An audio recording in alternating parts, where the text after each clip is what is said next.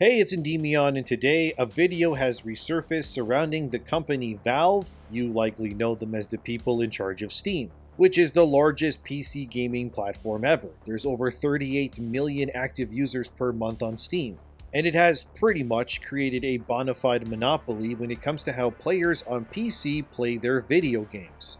As the entire industry seems to be having catastrophic layoffs with over 25,000 people laid off in the last 2 years alone, the question has constantly been asked, how does the industry stop such bleakness from overrunning the entire games industry? Yet despite these layoffs, which for a large majority are tied to companies pushing products that nobody wants, and are usually tied to stuff like Sweet Baby, let's be real, Valve has stood unmoving and unshakable despite the industry's changes. And the problem isn't that Valve isn't successful. The problem, according to what we're going to talk about today, is that it's too white and too male. So this brings us to the channel People Make Games. It's spearheaded by this journalist type named Chris Bratt. Please don't harass him or anyone else included in this video, and he used to work at videogamer.com before he left to start up this very channel. Pretty much, People Make Games, or PMG for short if you don't mind, focuses on delivering documentary-styled content on the games industry. They aren't the first time someone has done this, and clearly based on what I can see, PMG is doing rather well for themselves. One video they had, which came out in 2023, however, has resurfaced about Valve, the company. Originally, this video may not have been seen as bad. But with the current meta of the industry, the video has now been targeted for trying to paint Valve as a problematic company for no other reason than it lacks diversity. I figured we should watch a bit of this video before we talk about it. Hopefully this doesn't get copyrighted, but if you're watching this in the future and this segment isn't here, my bad. Anyways, here's a clip of that video. Women work at Valve, or people of colour, or non-binary folks, or those who identify as LGBTQ or disabled people, because, well, Valve is a private company and it doesn't need to disclose those numbers, and also it didn't respond to our own requests for those figures. However, multiple interviewees that we spoke to described the company as having an enormous lack of diversity, even by games industry standards. Valve is, I'm told, extremely white and extremely male. Right away, as you can see, PMG makes a point to claim that Valve is problematic because one, they aren't able to access Valve's employment history as easily as other companies. Need I remind people that Valve is not a publicly traded company, they're private, which means they don't need to listen to nor pander to anyone on the outside or cave into pressure because they are their own bosses. Secondly, why would it matter that Valve has no non-binary, trans, or whatever else sort of employees? The existence of people like that are not a necessity in order to run a company proper. This stupid, woke sentiment is a big reason why there have been so many industry layoffs across the board. Because people are not hired due to skill nor merit, but simply because they are things that have no basis when it comes to how they operate or perform within a task. Already, as you can tell, this video is annoying me, but let's keep watching. I feel like they've passed a critical mark. It used to be that there were maybe 10 or 15% women in the development teams, so nobody was usually the only woman in the room. But definitely now, I think they've dipped below that point. Valve's structure is what makes it difficult to gain momentum on anything where the value add isn't immediately obvious to certain people, though. And that certainly includes any project where the word diversity is mentioned. A lot of contractors are female. That's not very unusual. The lower down the ladder you go, the more quote-unquote diverse it becomes.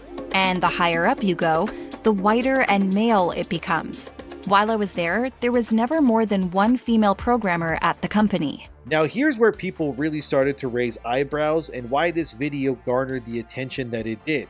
Claiming that Valve has a diversity and gender problem is pointless because these things do not mean the company would be better off if they had more people of this type or that gender. As all of these websites and critics admit that despite the fact Valve is overwhelmingly ran by white men, that it is also one of the most important, powerful, and profitable companies in gaming as well, which unironically causes a self-own of mega proportions because these weirdos are admitting that what they are championing for, like forced diversity, more genders, women, etc., has no actual positive benefit on the corporate or financial status of a company, since Valve clearly disproves this. As this article here from The Verge states, don't worry, we'll get to the video in a second, but look at this, and it's titled, "Here's how much Valve pays its staff and how few people it employs." Based on the limited data these journals were able to find, Valve, as of 2021, has about 336 staff members. Roughly the size of a AAA studio works at Valve. Well, sort of. If you're Ubisoft, it would be bigger, but you get the point. Anyway, of these 336 staff members, Valve separates these employees into 4 categories: admin, games, Steam, and hardware. With only 79 of those 339 people actually working and maintaining Steam, if you can believe it. Yeah, the entirety of Steam is controlled and kept afloat by less than 100 people, and I think for most they can agree that it runs pretty flawlessly. Well, mostly. The Verge's report found more interesting information as well, where they stated that just 41 of those 339 employees were paid roughly $17 million in 2021 alone. That's across all of them. Which sounds like a lot. I mean, yeah, it is. But the average Valve employee allegedly makes somewhere around $1 million every single year. However, according to this report, Valve claims that each employee brings in about $15 million in value on average per year while working at the company. And Valve is actually so profitable that it has a higher average salary rate per employee than even the other big tech companies such as Apple, Google, or Microsoft. So clearly, it pays to work at Valve, since not only are they privately owned, but it's clear that Valve takes care of their employees really well. And a very small percentage of their overall profits are used to actually maintain Steam itself, which has become a self-sustaining miracle machine at this point. Why I'm telling you all of this is not to slobber all over Valve. The point is that the reality of what Valve has achieved versus what places like People Make Games are claiming are an issue that are at odds with one another. PMG claims that diversity, equity, and inclusion, or DEI, is paramount to ensuring a company is ran well. However, this is not the case, as like I said earlier, well over 25,000 people have been laid off already between 2023 and 24 alone.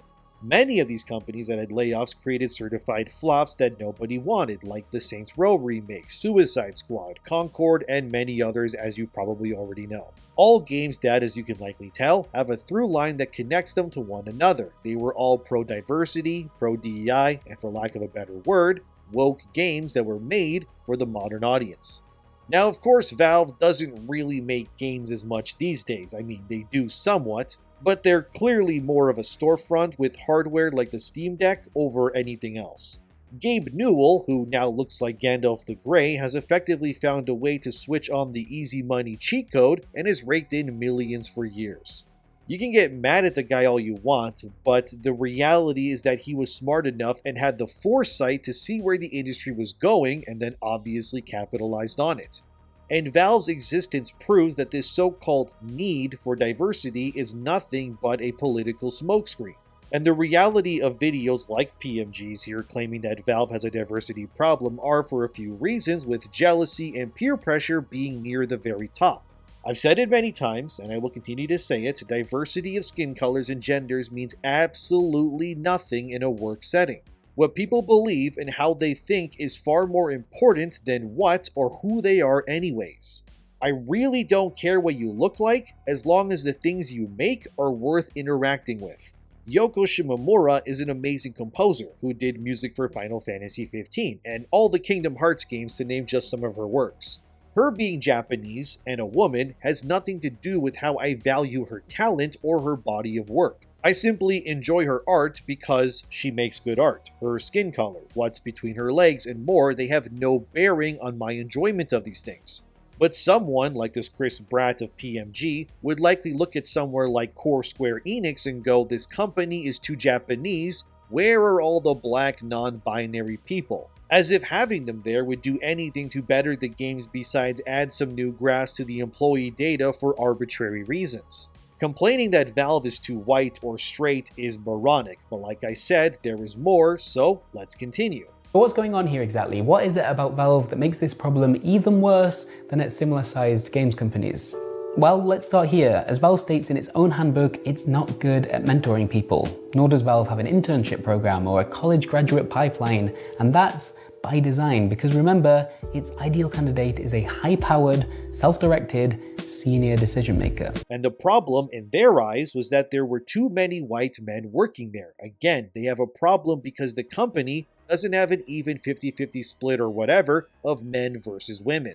Yet we all know that if Valve was overwhelmingly ran by women, this video that people make games made would simply not exist. Because it's only ever a problem if white men are a majority in any given space, whether it's country, group, company, or whatever else. But if it's anyone else as the majority, then suddenly all of these criticisms and problems, they evaporate like farts in the wind. Now, it's not a problem because everyone is black or whatever else. As you can see, this is ridiculous, and this entire video that people make games is created here. It reads more like jealousy and a push at peer pressure to force Valve into opening their doors to more diverse people simply because they have to. But it's very clear that despite the fact that they have roughly 339 employees with only 79 of them working on Steam, that everything the company is doing is working as intended and runs smoothly. Which means that Valve clearly does not need more people or diversity within their company, and this of course angers people like PMG or The Verge. Because to them, everything has to adhere to their world point of view or be in a sense destroyed for not bending the knee. But Valve's success and continued momentum goes against pretty much every single tenet and marketing ploy pushed by woke diversity hires in the industry for about the last 10 years.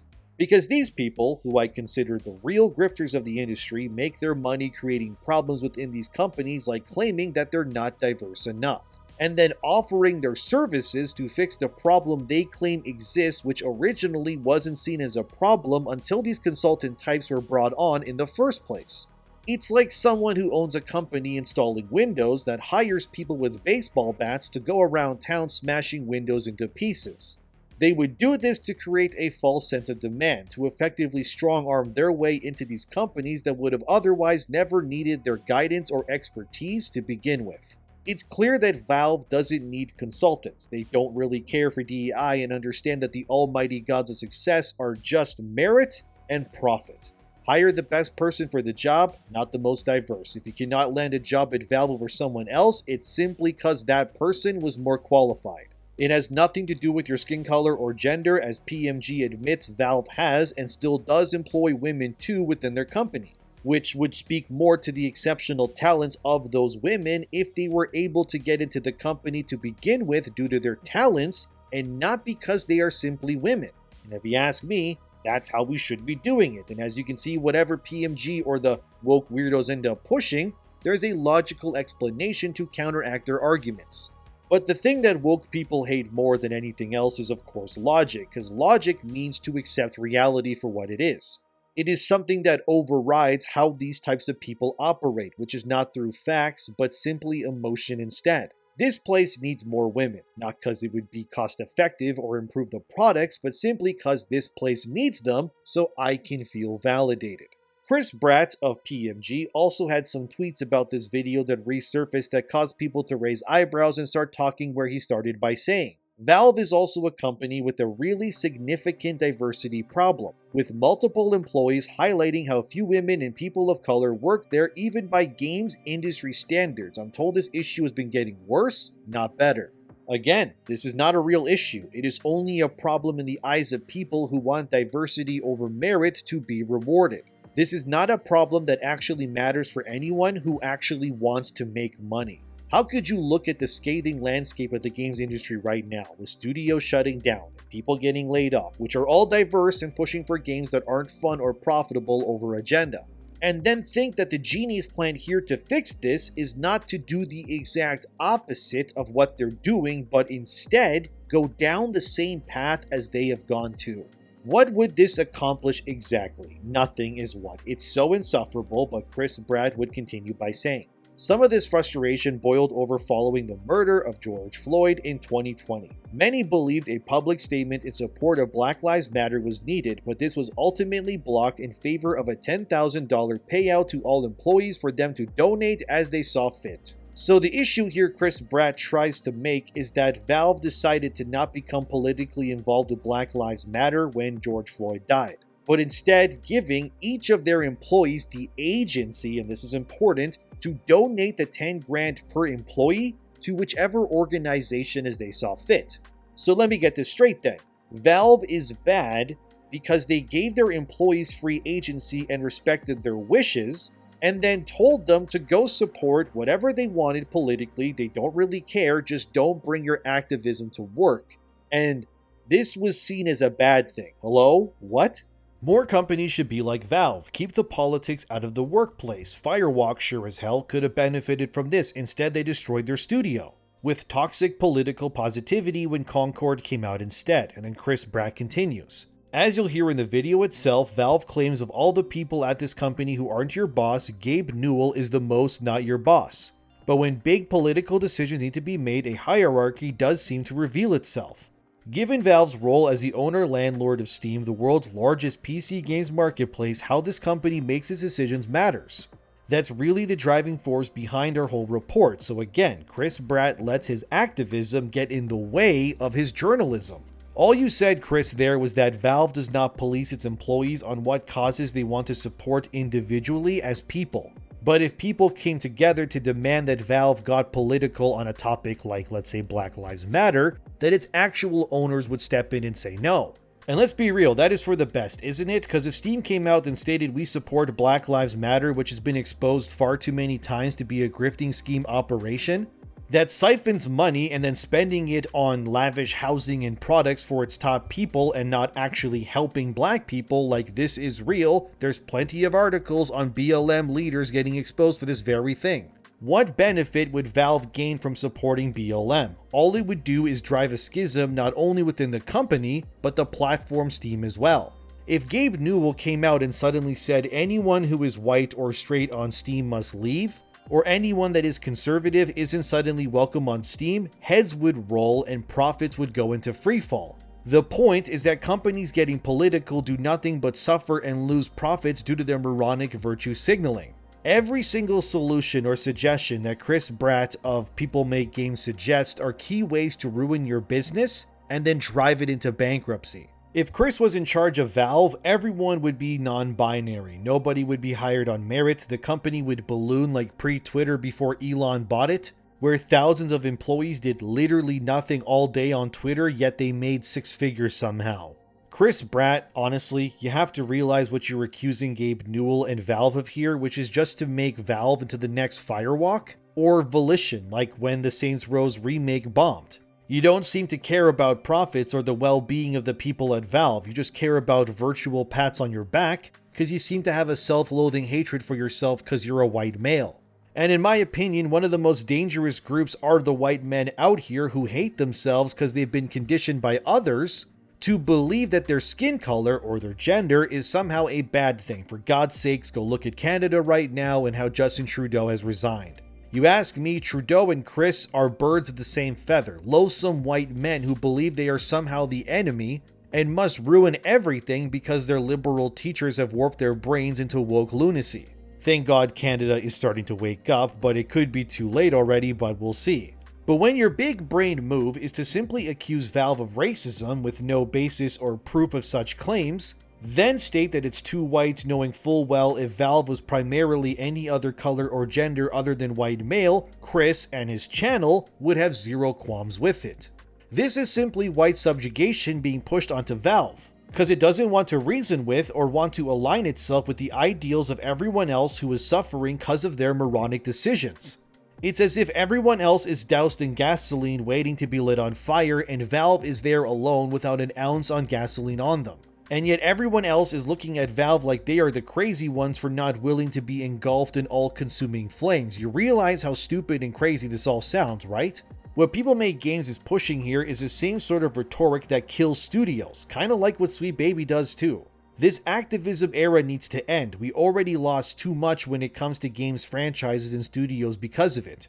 How many more Dragon Ages, Suicide Squads, Dustborn, Saints Row, and more flops do these people need before they realize this future they so desperately desire cannot and will never come to pass? Disparo replied to Chris, and I think what he said here is the perfect level of sarcasm to meet Chris's moronic demands, as he said, "I'm so glad you've uncovered this. Other businesses can learn a lot from Valve if they want to replicate their success." And exactly this. If you are a studio head or anyone who is in the running to want to make a lot of money, you actually should watch People Makes Games video on Valve, for no other reason than to show people how to never run a company ever. Whatever Chris Bratt tells you to do in this video, you should probably do the opposite if you want success. Don't hire people based on race or gender, just hire who's the literal best for the job. The fact that Valve has only 300-ish employees, yet rakes in the insane amount of money that they do while also maintaining Steam and products like the Steam Deck, come on dude. If there ever was a company that proves that it's not about the size of the company but how you use it, it's Valve. Those 339 or so employees are worth more than 1,000 diversity hires. And you may find that mean to say, but deep down in your heart, you know it to be true. Then there's this part where PMG speaks on how Valve doesn't have internship programs, nor does it hire right out of college, and here's what PMG says. Its own admission, Valve only hires senior people. That compounds the issue, because part of making any field more diverse is that you have to start introducing diversity into it. Valve's not going to be one of the places that helps in that, because it doesn't hire junior people, which means your pool of diverse hires is even smaller to begin with, and it's going to be so much harder to hire someone who is a woman, or isn't white, or any of the things that isn't your average Valve employee profile. Again, they prove exactly why Valve should never do this either. Valve is not a starter company. Working there is like getting the keys to the kingdom. Look at it this way, okay? Valve is like the level 99 legendary weapon with max stats and all the bells and whistles. Why would you give this ultimate weapon to a level 1 noob character who can't properly wield it, but instead feels entitled to use that weapon simply because they don't want to work to get to the level to when they are actually ready to wield it? Hiring out of college would also destroy Valve. Many of these college hires are the wokest people to ever exist. They have been completely ruined by their liberal teachers who have reprogrammed their brains into believing all the usual leftist talking points. To allow these people into Valve would bloat the company, reduce productivity, and dramatically drive costs. A big thing these people never talk about when it comes to mass layoffs in 2023 and 24 is that a big reason that it happened in the first place is because these companies' costs were severely outweighing their profits. Back in 2020, when ESG money became easy to get, these companies were told that they would get these cash influxes as long as they would hire based on diversity and gender over merit. Since then, we've seen the catastrophic outcomes of these hiring practices.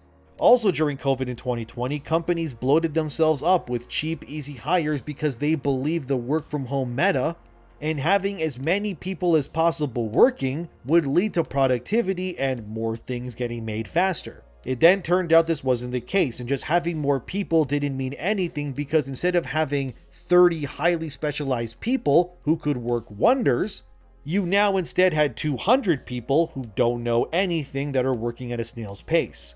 This of course ballooned losses, and companies couldn't keep up with the payments for these developers who clearly knew nothing and couldn't meet the bare minimum requirements for their jobs. Hence the layoffs came, and many of these people hired in 2020 or around that time were subsequently fired because they were, for lack of a better term, dead weight for these companies. Now there's a mass layoff in the industry, but what it is to a certain degree is companies shedding the added weight they gained, so to speak, in 2020 from the false promises of ESG and DEI policies, yet Valve has remained static in these hires for years, and despite the layoffs, they stay the same.